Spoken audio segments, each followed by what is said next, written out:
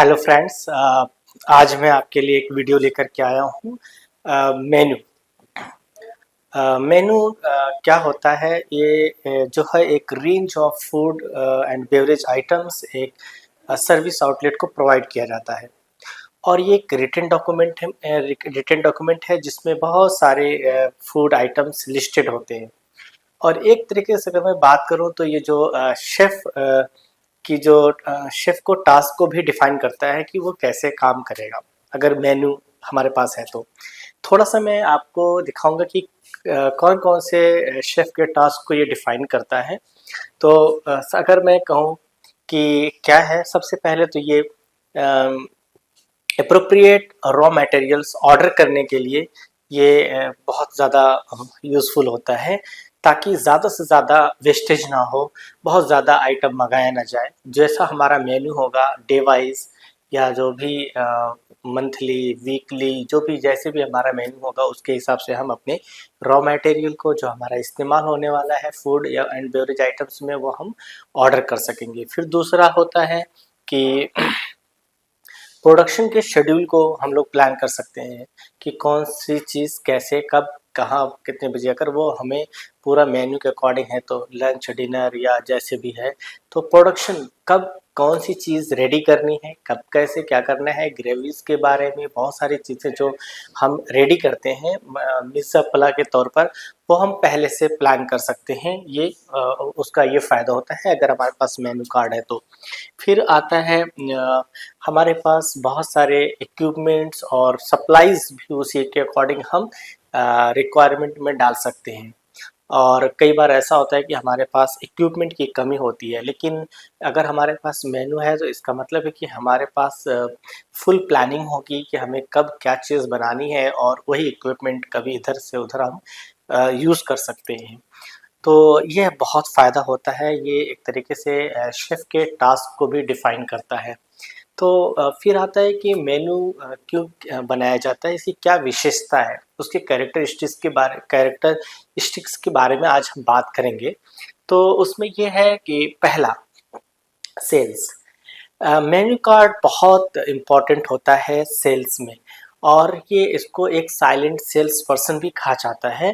अगर कोई भी गेस्ट हमारे रेस्टोरेंट में आता है और हम एक मेन्यू कार्ड दे देते हैं तो उसको पूरे हमारे यहाँ फूड और उसके उसमें क्या रॉ मटेरियल इस्तेमाल किए जाते हैं, हमारा रेस्टोरेंट का थीम क्या है, वो सारा सब कुछ उसको समझ में आ जाता है। इसलिए गेस्ट भी उसी के अकॉर्डिंग ज़्यादा से ज़्यादा ऑर्डर कर सकता है। अगर हम मैनुअली कोई चीज़ बताएंगे तो ज़्यादा से ज़्यादा हम जो है एक गेस्ट को 4, 5, 10, 20, 25 आइटम डिफ़ाइन कर सकते हैं। बट मेन्यू में हमारे पास 100 से 150 कोर्सेज़ के हिसाब से उसमें डिटेल्स होती हैं, और वो ऑटोमेटिक वो समझ जाता है कि यहाँ पे कब क्या कैसे कौन सी चीज़ हम ऑर्डर कर सकते हैं।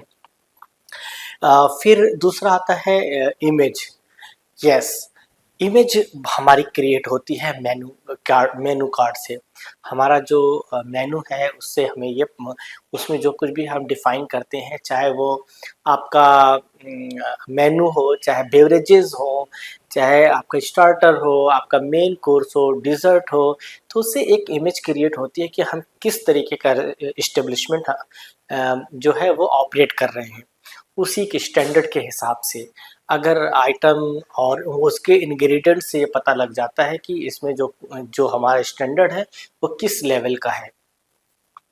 फिर आता है कि मेनू। मेनू क्या है? एक आइडेंटिटी है। यस, आइडेंटिटी इसलिए है क्योंकि वो जो मेनू होता है वो किस थीम पर आधारित है। तो मेनू के हिसाब से ही थीम का पता लग जाता है कि वो इंडियन है, कि राजस्थानी है, या पंजाबी है, या गुजराती है। उसी हिसाब से हम ज़्यादातर ऑर्डर्स करते हैं, उसी हिसाब से हम जा कर के वहाँ पे आइटम्स को चूज़ करते हैं। लोगों को जा कर के हम बताते भी हैं कि इस तरीके का रेस्टोरेंट वहाँ पे मिलेगा जहाँ पे गुजराती आइटम ज़्यादा मिलते हैं, या गुजराती थीम का वो का रेस्टोरेंट है। वो किससे पता लगता है? आपके वहाँ के मेन्यू से पता लगता है, वहाँ के आइटम से पता लगता है, वहाँ की स्पेशलिटी से, वहाँ की जो प्रिपरेशन है फूड की, उससे पता लगता है। और वो सब कुछ किस में आ जाता है? मेन्यू में, क्योंकि जो हमारे एक बहुत इलाबरेटिव आइटम्स हम उसमें मेंशन किए होते हैं। फिर एक्सपीरियंस की बात करें तो हम डिफरेंट काइंड्स ऑफ फूड्स उसमें इंक्लूड होता है। और अलग अलग रेस्टोरेंट्स के, अलग अलग होटल्स के अपने अलग अलग मेन्यू कार्ड होते हैं, अपने अलग अलग बनाने का तरीका होता है। तो रियली जब हम मेन्यू कार्ड की तरफ जाते हैं तो एक अच्छा एक्सपीरियंस हमें मिलता है। क्योंकि हर होटल का, हर रेस्टोरेंट का अपना अलग मेन्यू होता है, उनका अलग बनाने का तरीका होता है, उनके जो मटेरियल्स यूज़ किए जाते हैं वो भी डिफरेंट काइंड्स के होते हैं। तो जो गेस्ट को एक्सपीरियंस भी एक अलग तरीके का मिलता है, ऑब्वियसली मिलेगा।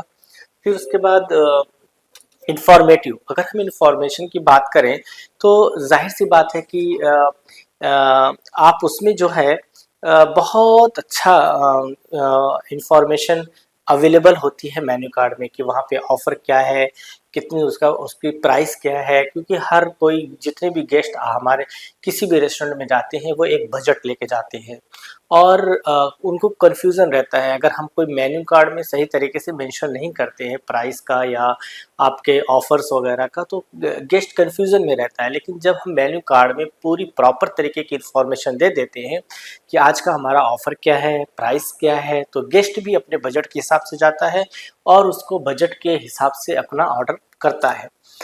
ठीक, ये हमारे लिए अपसेलिंग का भी काम करता है, सजेस्टिव सेलिंग का भी काम करता है, अगर हम पूरा प्रॉपर उससे में इंफॉर्मेशन देते हैं तो। क्योंकि हर कोई जो है बजट के हिसाब से जाता है और ज़्यादा से ज़्यादा चीज़ को गेन करना चाहता है। और उसके बाद आता है गाइड, और इसमें जो है पूरी गाइडेंस होती है प्रोफेशनली तरीके से। एक स्टार्टर से बात शुरू होती है और आके डिज़र्ट पर ख़त्म हो जाती है। तो गाइड बहुत अच्छी है, ये गाइडेंस का बहुत अच्छा काम करता है मेन्यू कार्ड। इसलिए मेन्यू कार्ड का फूड एंड बेवरेज में बहुत इम्पॉर्टेंट है। आज के लिए इतना ही। Thank you so much. Best hotel management institute Delhi, education, knowledge, grooming, development, practical training के साथ साथ देश तथा विदेशों के 5 स्टार होटल्स में जिम्मेदारी के साथ रोजगार, सरकार द्वारा मान्यता प्राप्त।